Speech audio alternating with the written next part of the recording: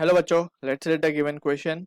The question says the necessary condition for the bob of a pendulum to execute SHM is option A, the length of pendulum should be small. Option B, the mass of the bob should be small. Option C, the amplitude of oscillation should be small. Option D, velocity of bob should be small.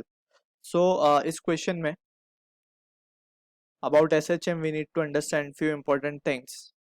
सबसे पहले तो SHM का मतलब जो है that is simple harmonic motion, alright.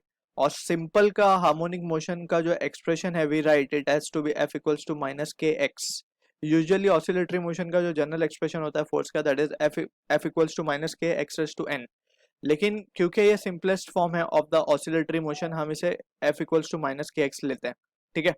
Also simple का मतलब यहाँ पे we defined as to be the motion in straight line. Straight line motion simple माना जाता है.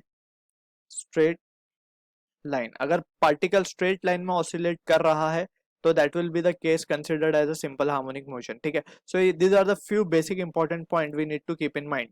अब इसी चीज को यूज करते हुए will try to answer the given question. अगर हम बात करें सिंपल पेंडुलम की, तो सिंपल पेंडुलम का एक्चुअल कंस्ट्रक्शन होता क्या है. वी हैव अ स्ट्रिंग जिसके ऊपर एक बॉब टंगा हुआ होता है जिसको हम मास का बेसिकली मास वाला बॉब होता है छोटा सा. ठीक है. अगर हम इसे ऑसिलेट करते हैं, लेट से हमने इसके ऊपर एक फोर्स अप्लाई किया या इसे हमने डिस्प्लेस किया, लेट से हमने इसे बहुत ज्यादा डिस्प्लेस कर दिया. ठीक है ना. अगर इसे ज्यादा डिस्प्लेस करेंगे तो we can see the path it is following. ठीक है. ये कैसा पाथ फॉलो कर रहा है, it is following a curvilinear path. ठीक है. ये कर्व पाथ पे चलने लगा. सो अगर हम टीटा यानी कि टीटा को अगर बहुत ज्यादा डिस्प्लेस यानी अगर इस बॉब को हम ज्यादा डिस्प्लेस कर देंगे so it will take a curvilinear path and it will no more can be called as a SHM. ठीक है ना. हम इसको SHM नहीं बोल पाएंगे फिर.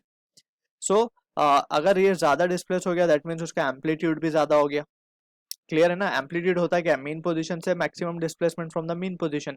मीन पोजीशन से जितना मैक्सिमम डिस्प्लेस कर पाते हैं हम उसको एम्पलीट्यूड कहते हैं.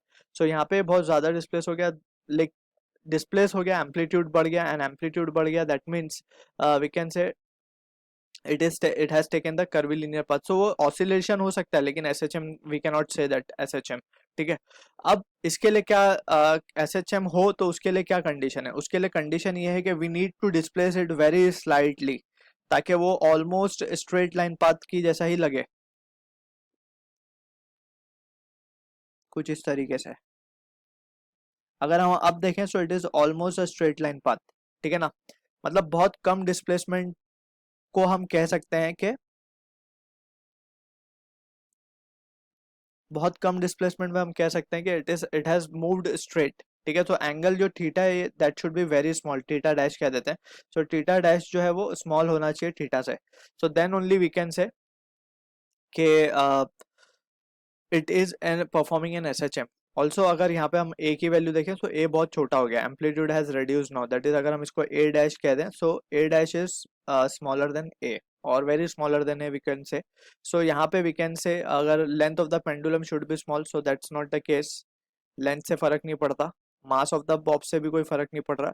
It is the amplitude of oscillation that should be small. So option c हमारा जो होगा करेक्ट आंसर होगा to this question. I hope you understood the solution. All the